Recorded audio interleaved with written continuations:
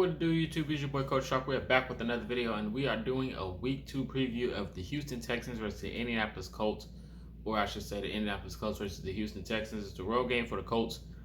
But before we get into it, like, comment, subscribe, turn on your notifications. Appreciate all the support moving forward, so you can stay tuned when I'm dropping content. Now let's hop into the game. This is another division rival. That's going to be an interesting one because both teams are in the same position. They're both 0-1, and they both need a victory to turn the season around, which is a quick turnaround because the season just started. And to be fair, I think this is an interesting perspective because I think both teams are kind of like in the same boat.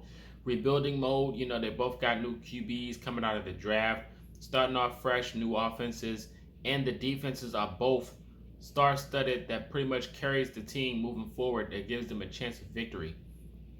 The Houston Texans put up a good fight against the Baltimore Ravens last week, and they had some good edge rushers. They got a good D-line, I'm not going to lie. The Colts got a good D-line too, but the Houston Texans got a sneaky good D-line. In week 1, they put on the pressure on Lamar Jackson, and we know how good Lamar Jackson is, but them boys was pretty much getting back there. So it's going to be an interesting fight to see how they pretty much cover Anthony Richardson, because we know, that the likes of Lamar Jackson is pretty much almost identical as Anthony Richardson, but I do think Anthony Richardson has a better arm. So it's going to be interesting to see how Anthony Richardson, plays against the pass rush. The rush that comes off that line. It's going to be interesting to see how he can play against it. Moving forward, when you look at this Houston Texans team, they do not have Brandon Cooks anymore, so that's a sigh of relief. But I do think their wide receiver room isn't as good as what the Colts faced the week before, and it's going to be interesting. They played Jacksonville week 1, so it's going to be interesting to see how the Houston Texans, without Brandon Cooks, who pretty much will wreak havoc against the Colts. They got Nico Collins and those boys. They got Tank Dell. It's going to be interesting to see how they play against that. The Colts defense, like I said, the Texans defense is pretty much the main reason of worry against this game. They do have a young CJ Stroud at QB who pretty much had an impressive start in week 1. It's going to be interesting to see how he comes out week 2, knowing that they need a victory to turn this season around. And he's not no slouch. He's pretty good. He's pretty accurate as well. Like I said, he had a good game against Baltimore. Defense is banged up a little bit for Baltimore, but he's putting his passes on the money. He got a guy in Nico Collins that the Colts are familiar with, so we're going to be interested to see how the Colts are going to play him without a Brandon Cooks. How is that defense going to go against this Houston Texans offense? Now, the Colts defense definitely had a good week 1. If you guys were watching that, their defense played lights out. They played lights out. And the Houston Texans offensive line is pretty banged up. So it's going to be interesting to see how CJ Stroud plays against this pressure that the Colts are going to try to give. And I think the Colts got some good momentum going into this week, especially after last week. The defense put up some numbers, man. They put up some points. DeForest Buckner made a good game. We got Grover Stewart pretty much stopping the run. Samson Eichelbaum, he's out there on the edge rush for Kwity Paye. I think that D-line is going to cause some havoc against this Houston Texans O-line, so they're going to have to bring it. They're going to have to bring it because the Houston Texans O-line we know is banged up, and it's going to be tough for Stroud to try to get his hits out there on them passes when the pocket's collapsing like that. And I think that's a pretty good point to mention moving forward for the Colts if they have any advantage. And I think it's the weakness of the offensive line for the Houston Texans. If the Houston Texans was fully healthy on the offensive line, it'll be a different story. Wide receiver room's it's a work in progress for the wide receiver room for the Houston Texans. Some can say that the same for the Colts, but comparing the wide receiver room for the Colts against the Texans, I think the Colts are favored in that. The young DBs for the Houston Texans are scrappy. They got a young DB group. We know about Derek Stingley Jr. We know about Jalen Petrie. They got a vet safety back there as well. So it's going to be interesting to see how Anthony Richardson plays against that, because we know D'Amico Ryans is going to bring that heat to him. Moving over to the Colts, like I said, the defense is definitely the focal point for the Colts in this game. But when we switch into the offense, there's a few things we need to worry about. The offensive line, when it comes to run blocking, was very bad in week 1. Hopefully they can bounce back week 2. We did lose Deion Jackson. We did lose Evan Hall. We have no Jonathan Taylor. So Jake Funk is going to be the key of this game.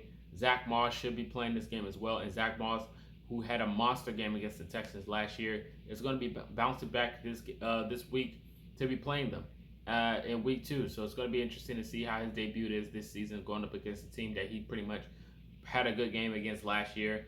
And the offensive line for the Colts is banged up as well. We got Quentin Nelson on the list. Will Fry's on the list. Braden Smith was on there for a little bit. So we need to know who's going to be playing or who's not going to be playing this game for the offensive line. But like I said, I think the pass protection was pretty decent last week. They showed some signs of growth, but the run blocking was the biggest issue for me because they just was not creating any holes. I know there was a video trending on the X app, formerly known as Twitter, talking about Jake Funk's run, and Colts fans were just in a frenzy about it. But to each his own. I do think it's not going to be the same scenario moving forward next week. Like I said, this is a good pass rush team, but I think we can run the ball against the Houston Texans. Another thing moving forward is the run game has to be on hitting on all cylinders. And I think if we do establish a run, that opens up the pass game, and which we love because we've seen some plays get open for the offense if Anthony Richardson is throwing the football, and he can get out there quick. So he pretty much plays pretty good against the pressure. When it comes to standing in the pocket and creating, the wide receivers just got to get separation. That's all it is. They got to get separation and they got to get open, and that's another key that comes into this game. Getting open for Anthony Richardson to hit the ball. If they can get open and Anthony Richardson finds them, it's going to be a good day for the offense. If the run game's working, that means everything else can work for the offense. We know the RPO scheme is pretty much in Anthony Richardson's favor. The wide receivers just got to catch the ball. He got to find his targets, and it's going to be a good day. I think the tight end room could have a good day as well. If, like I said, the offensive line can hold up in the run blocking, I think everything else would just be a piece of cake for Anthony Richardson in his favor to take over this game. Moving over to special teams. Special teams field goal wise, I don't think it is going to be an issue, but special teams, Rigoberto Sanchez was pretty much struggling in week 1. Hopefully he can bounce back this game and figure it out and see what he can do with that. Other than that, I have faith in Anthony Richardson. I think CJ Stroud, this is going to be a good debut of a rivalry moving forward in their careers.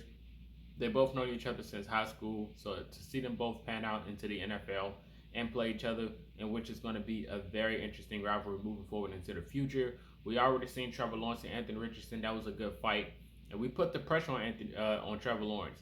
So we can pretty much do the same with CJ Stroud. We know Trevor Lawrence is pretty much a top 10 quarterback moving into the NFL.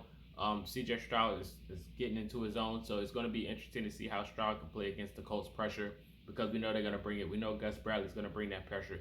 So it's going to be interesting how both quarterbacks can play against these rushes, man. It's going to be really good. But for score predictions, I do have the Colts winning this game. I mentioned 27 points because I think the defense can put up some numbers.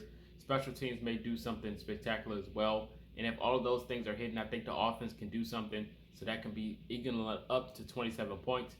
And I do have the Texans having like 13. I do see the Texans struggling a little bit on the offensive side.